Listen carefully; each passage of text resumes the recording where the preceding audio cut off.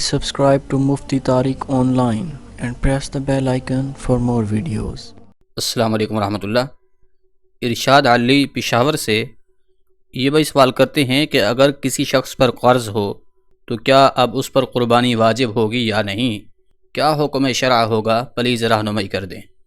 بھائی نے بہت اچھا سوال پوچھا ہے۔ دیکھیے، اس حوالے سے حکم یہ ہے کہ اگر وہ شخص مالک نصاب ہے، مالک نصاب سے مراد یہ ہے کہ جس کے پاس 52.5 تولہ چاندی یا اس کی قیمت کے برابر کوئی رقم یا پھر ضروریات زندگی کے علاوہ جو زائد چیزیں اس کے پاس موجود ہیں، ان کی مالیت اگر 52.5 تولہ چاندی کی قیمت کو پہنچتی ہے تو پھر شریعت کی روح سے ایسا شخص جو ہے مالک نصاب ہے۔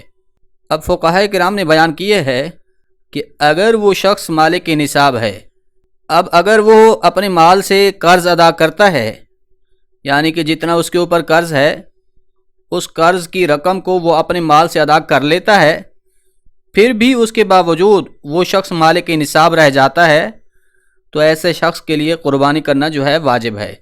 یعنی کہ اگر وہ شخص قرض کی رقم ادا کرنے کے بعد بھی مالک نصاب رہ جائے گا تو اس کے اوپر قربانی واجب ہوگی۔ مثال کے طور پر اگر کسی شخص کے پاس 4 لاکھ روپے موجود ہیں، یہ مثال دے رہے ہیں، آپ خود پھر اس طریقہ سے اپنا حساب خود لگا سکتے ہیں۔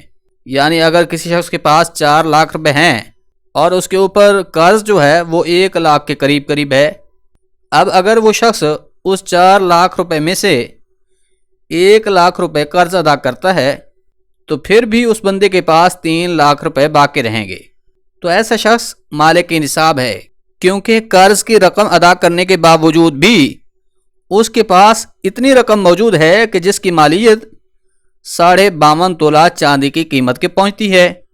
یعنی کہ فی الوقت 52.5 تولہ چاندی کی قیمت 1,40,000 روپے بن رہی ہے۔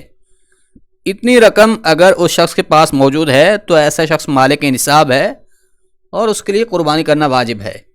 لہذا خلاصہ کلام یہ ہے کہ اگر قرض ادا کر لینے کے بعد بھی کوئی شخص مالک نصاب رہے گا تو اس کے اوپر قربانی کرنا واجب ہوگی۔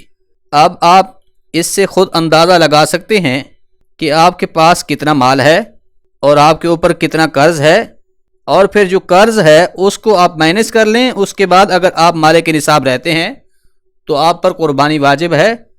لیکن اگر آپ قرض ادا کرنے کے بعد مالک نصاب نہیں رہتے، آپ کے پاس اتنی رقم نہیں بچتی جو 52.5 تولہ چاندی کی قیمت کو پہنچ رہی ہو، تو پھر آپ کے اوپر قربانی واجب نہیں ہے۔ امید ہے بات سمجھ آ گئی ہوگی۔